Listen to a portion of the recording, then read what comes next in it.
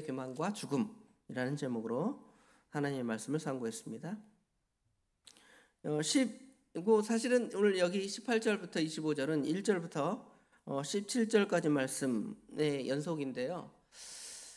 앞에 부분 1절부터 17절은 교회가 당하는 핍박에 초점을 맞췄다면 오늘 여기 본문은 교회가 당하는 그 핍박에 그 몽둥이라기보다는 그 악한 도구로 사용된 헤롯의 이야기를 지금 다루고 있습니다. 야고보의 순교와 베드로의 투옥, 이 두 사건은 예루살렘 교회의 그 근간을 흔들었습니다. 얼마나 그 교회가 좀 휘청했겠어요. 그 교회의 예를 들어 담임 목사님, 그다음에 여러 그 교회 우리 장로님들 이런 사람들을 다 잡아다 가두고 교회를 이제 못하게 하는 거예요. 그렇죠? 이런 상황이 오면 교회가 과연 쓸 수 있을까? 또 교인들도 불안해서 교회 못 다니겠다. 이럴 수 있습니다. 그러나 이러한 위기 가운데서도 예루살렘 교회는 하나님께 기도했습니다. 여기 5절 12장 5절에 보면 이에 베드로는 옥에 갇혔고 교회는 그를 위하여 간절히 하나님께 기도하더니 그랬죠? 하나님께 기도합니다. 하나님께서는 그 기도를 응답하셨고 이제 베드로를 하나님의 놀라운 초자연적인 방법으로 베드로를 이제 구원하십니다. 감옥에서 꺼내시는 거죠. 그와 반대로 오늘 헤롯은 기세가 등등해서 자기 마음대로 내 말을 듣지 않으면 너네 죽는다. 또 아니면 반대로 사람들의 마음을 사기 위해서 내가 어떻게 하면 사람들의 마음을 살까? 유대인들의 마음을 살까? 기독인들을 크리스찬이라고 말하는 사람들을 잡아다가 죽이거나 감옥에 가두면 많은 유대인들이 나를 좋아하고 사랑해 줄 거야. 이런 마음으로 자신의 어떤 그 계획을 따라서 그런 일을 이제 행하는 겁니다. 그러나 하나님께서는 이제 역으로 대적자를 죽이시고 오늘 찬송가에서처럼 마귀가 들끓지만 하나님께서는 우리 주 예수님께서는 강하시기 때문에 어떻게 하시는 겁니까? 그 마귀를 사단을 물리치시고 또 이기는 것을 알 수가 있습니다. 다시 12장 1절로 돌아가 보면 헤롯이 손을 들어 교회 중에 몇 사람을 해하여 그랬죠? 헤롯이 처음에는 어떤 교회에 나쁜 감정이 있어서 이게 사람들을 해하거나 죽인 것은 아닐 것입니다. 그러나 3절에 보니까 유대인들이 이 일하는 것을 보고 기뻐해서 지금 교회를 박해하고 야고보도 죽이고 베드로도 옥에 가둔 다음에 이제 무교절이 지나면 베드로도 옥에서 꺼내다가 야고보처럼 죽이려 하는 그런 일을 하고 있습니다. 아마 유대인에게 크게 환심을 사려 했겠죠. 오로지 정치적인 목적을 가지고 지금 헤롯은 그러한 일을 행하고 있는 것입니다. 그러나 이런 아무리 큰 힘을 가지고 권력을 가지고 능력을 가지고 이런 일을 행한다 할지라도 전능하신 하나님 앞에 하나님의 교회를 막는 일은 외부적으로 볼 때는 굉장히 대단한 일처럼 보이지만 결국은 망할 수밖에 없는 것, 그것을 우리에게 가르쳐 줍니다. 그것을 하나님께서 패하는 첫 번째 방법으로 하나님께서는 베드로를 구하시죠. 베드로를 구한 사건은 얼마나 사실은 놀라운 일인지 모르겠습니다. 베드로가 이제 감옥에서 나와서 이제 자기 곳으로 가게 되었고 지금 베드로가 탈옥하자 누구의 계획이 실패했냐면 헤롯의 계획은 실패했습니다. 헤롯은 지금 인기를 더 올리기 위해서 전략을 지금 쓰는 거죠. 그러나 그 계획대로 되지 않고 계획이 틀어지자 헤롯은 지금 무슨 일을 행하냐면 오늘 18절 19절에 보면 날이 새매 군인들이 베드로가 어떻게 되었는지 알지 못하고 적지 않게 소동이 나고, 그렇죠? 헤롯은 그를 찾아도 보지 못하매 파수꾼들을 신문하고 죽이라 명하니라 그랬죠. 자신의 계획이 틀어졌으면 여러분이 분명히 이게 내가 한 것이 잘못된 것이구나, 이거를 이제 믿음의 사람이라면 분별하겠죠. 여러분 같으면 그러겠죠. 우리 믿음의 사람들이라면 내가 무슨 계획을 하고 막 했다 할지라도, 아무리 좋은 것이라 할지라도 하나님이 막으시고 이처럼 틀으시면 아닌가 보다, 내가 잘못했나 보다 하고 회개하고 거기서 벗어나야 되겠는데, 그러지 않고 그것들에 대한 분풀이 대상을 찾습니다. 그래서 파수꾼들을 잡아다가 신문하고 죽이는 악을 행하는 것이죠. 악에 악을 더하는 것입니다.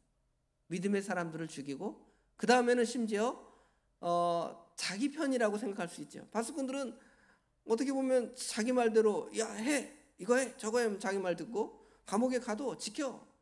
그러면 그 사람들이 아무 군소리 없이 자기 일을 다 따라줬을 거란 말이에요. 그런데 오히려 그 사람들까지 죽이는 악에 악을 더하는 장면을 볼 수가 있습니다. 이거는 마치 그 예수님 탄생 때에 이 헤롯의 조부였던 대헤롯의 그 행태와 똑같죠. 예수님을 찾아서 온 동방 박사들이죠. 동방 박사들이 와서 유대인의 왕으로 나신 분이 어디 계십니까? 물어보니까 모르겠다. 그래서 성전을 펴서 서기관들과 대제사장들에게 물어보니까 유대 땅 베들레헴에서 나겠습니다. 그렇죠? 그러니까 계획을 세우죠. 어떤 계획을 세워요? 죽여야 되겠다. 어떻게 죽이냐면, 지금 너희들이 가서 그 아기를 찾으면 너희들이 그를 보고 이제 나한테 와서 말해줘라. 그럼 나도 가서 그에게 경배하겠다. 그런 악한 계획을 세우죠. 얼마나 그 마음이 악합니까? 구체적으로 드러나 있지 않지만 굉장히 악한 거예요. 그런데 이제 그 일이 나중에 어떻게 되죠? 하나님께서 막으시잖아요. 예수님을 애굽 땅으로 보내십니다. 그렇죠? 그러니까 그 대헤롯이 자기 분풀이를 또 하는 거예요. 어떻게 하는 겁니까? 죽일 자를 찾는 거죠. 그 예수님, 그죠? 유대인의 왕으로 날 자 같은 사람들 전부 다 찾아서 그 아이, 2살 이하의 아이를 찾아 죽이라는 것이죠. 악에 악을 더하는 거예요. 할아버지가 그랬던 것처럼 손자 헤롯도 악에 악을 더하며 이제 하나님의 그 엄위한 심판이 그 앞에 있음을 오늘 본문은 우리에게 보여주는 것이죠. 그리고 이제 헤롯이 유대를 떠나서 가이사랴로 이제 내려가는 장면까지 여기 19절에 기록되어 있습니다. 그리고 얼마 후 헤롯이 20절 말씀처럼 두로와 시돈 사람에 대해서 크게 노여했다고 그랬습니다. 여기 헤롯이 두로와 시돈 사람을 대단히 노여하니, 왜 노여했을까? 이거는 구체적으로 드러나 있지 않지만 다음 문구에서 우리가 유추할 수 있는 것은 이 두로와 시돈 지역이 이 곡식이 많이 나는 지역이 아니라 삼림 지역, 두로와 시돈은 백향목 같은 것들이 많이 나는 지역이니까 이 곡식이 나지 않으니까 곡식을 수입할 수밖에 없습니다. 수입을 하는데 어디에서 수입하냐면 유대 지역의 관할 지역에 풍성한 그 곡식들을 이제 받아 누리는 그런 사람들입니다.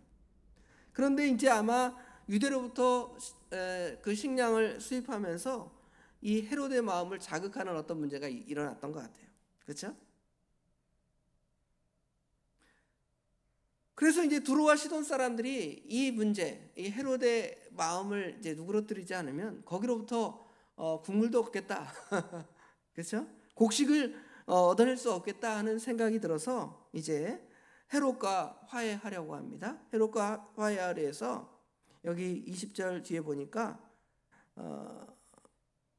왕의 침소를 맡은 신하 블라스도를 설득하여 이제 화목하기를 요청하게 된 겁니다.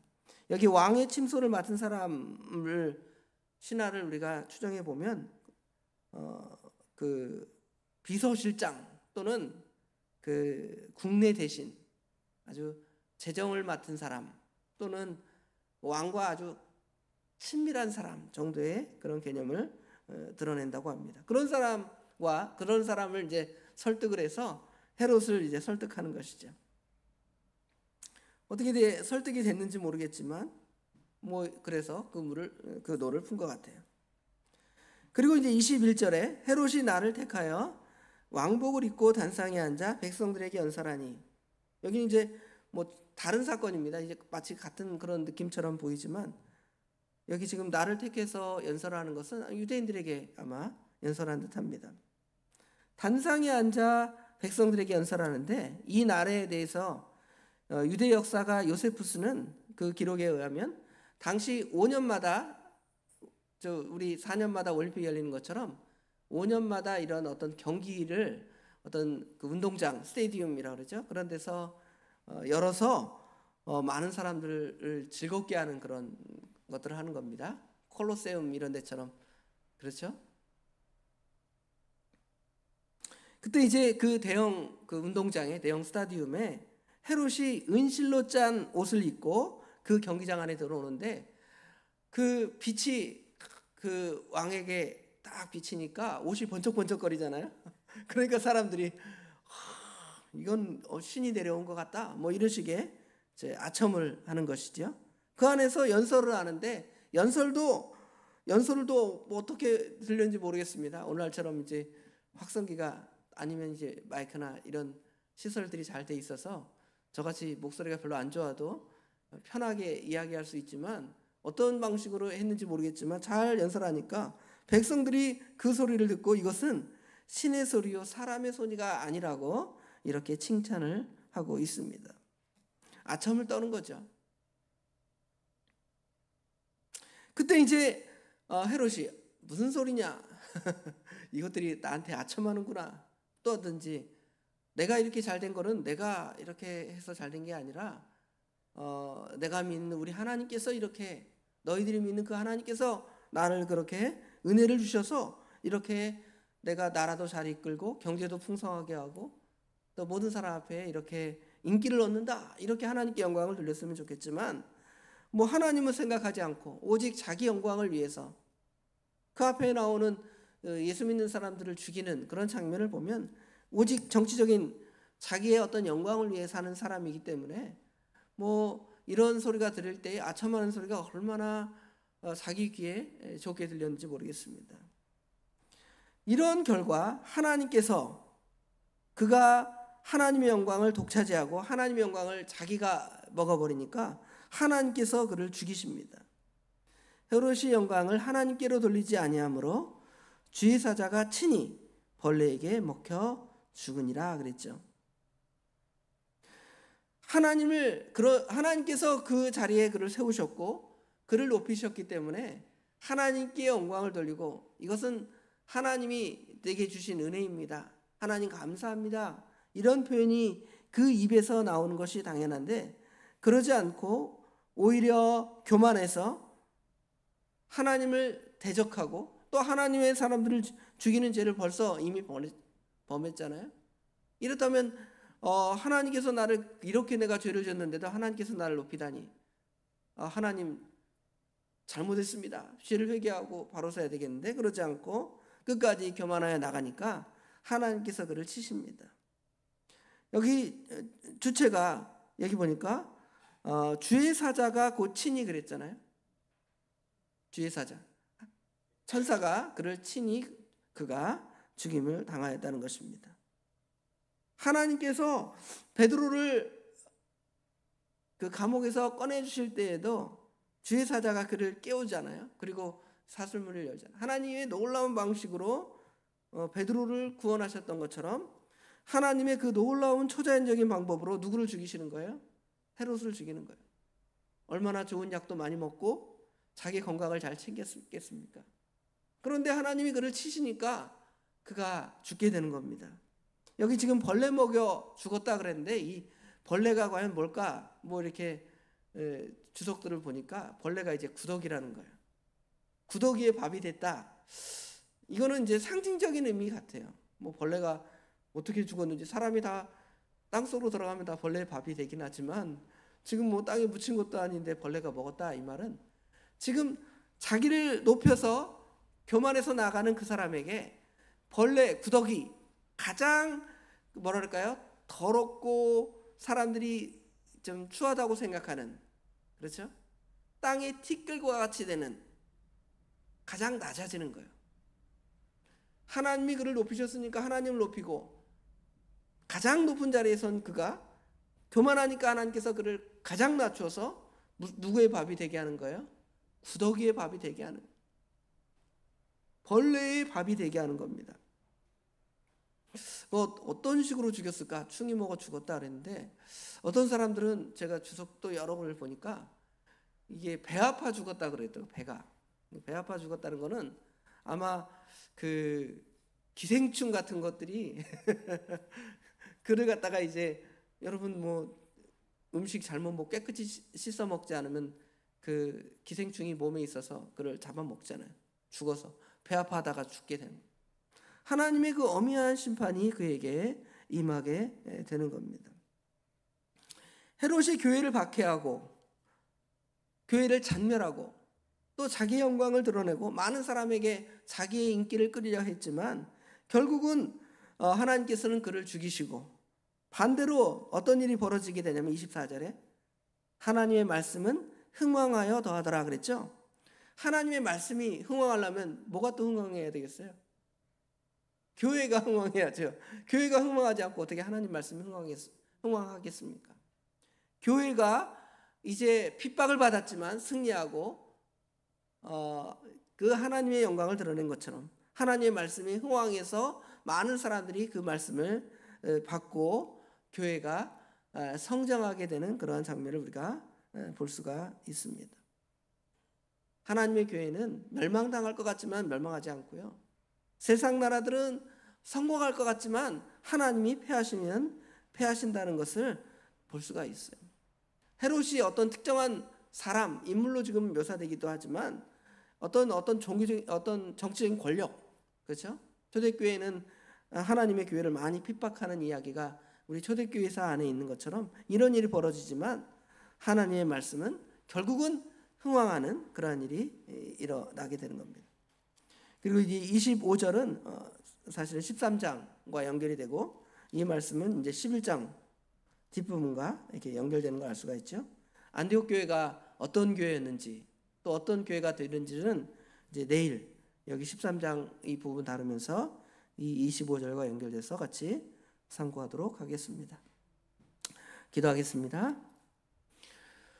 아버지 하나님, 은혜와 사랑을 진심으로 감사합니다. 오늘도 저희들 사랑하셔서 지난밤에 잠을 잘 자게 하실 뿐만 아니라 저희들의 잠을 깨우사 하나님께 나오게 하시며 말씀을 통하여 하나님의 교회가 여러 가지 핍박과 어려움이 있지만 결국은 승리하게 하시고, 하나님의 교회를 대적하고 말씀을 대적하는 자의 최후가 어떠함을 아버지 하나님 배우게 하시니 감사합니다. 헤롯이 그렇게 높은 자리에 오른 것이 자기의 어떤 재주나 능력 같지만 사실은 하나님께서 허락하신 것이 아니면 그가 그렇게 높이 설 수도 없고, 아버지 하나님 사람들의 사랑을 받을 수도 없는 줄을 깨닫는다면 오히려 하나님께 감사하고 하나님께 영광을 돌리는 것이 우리가 마땅히 해야 할 그러한 일이지만, 그는 교만해서 하나님의 뜻을 알지 못하고 자기만을 드러내고 자기의 방법대로 이런 악을 행하다가 결국은 하나님의 심판으로 말미암아 벌레에 먹혀 죽을 수밖에 없는 이러한 최후의 비참한 상황을 만나게 되었습니다. 아버지 하나님, 저희들 이 사실을 알면서도 미련하게도 아버지 하나님 교만하고 하나님 앞에 낮아지지 아니하고, 아버지 하나님 주님께서 우리를 조금 잘되게 하면 교만해서 내가 이렇게 잘나서 똑똑해서 그런다고 착각할 때가 많은 저희들을, 이러한 아버지 하나님 세상의 모든 것들을 주관하시는 하나님의 역사를 통해 배우게 하시고 그 하나님 앞에 겸손해서 그 하나님의 은혜를 깨닫게 하시고 고백하게 하시는 것 또한 감사합니다. 아버지 하나님, 이 은혜를 받았사오니 이 은혜를 결코 우리가 잊지 않고 아버지 하나님 믿음의 굳건히 설 수 있도록 우리 하나님 도와주시옵소서. 하나님의 나라는 사람들이 볼 때에는 연약해 보이고 어떤 큰 정치 권력이 짓누르면 패할 것 같고 쇠할 것 같지만 아버지 하나님 세상의 권력은 화무시비롱이라고 한 것처럼 다 금방 쇠하게 되는 것이고 하나님의 나라는 영원하고 영속됨을 아버지 하나님 우리가 말씀을 통해 배우오니 아버지 하나님 그 나라 그 백성으로서 우리가 당하는 여러 환난과 시험들을 믿음 안에서 넉넉히 이기고 승리할 수 있도록 우리 하나님 친히 도와주시옵소서. 오늘 하루 주님께 온전히 맡깁니다. 우리 주님께서 우리의 모든 것들을 선히 주관하여 주실 줄 믿사오며 예수님의 이름으로 간절히 기도드리옵나이다. 아멘.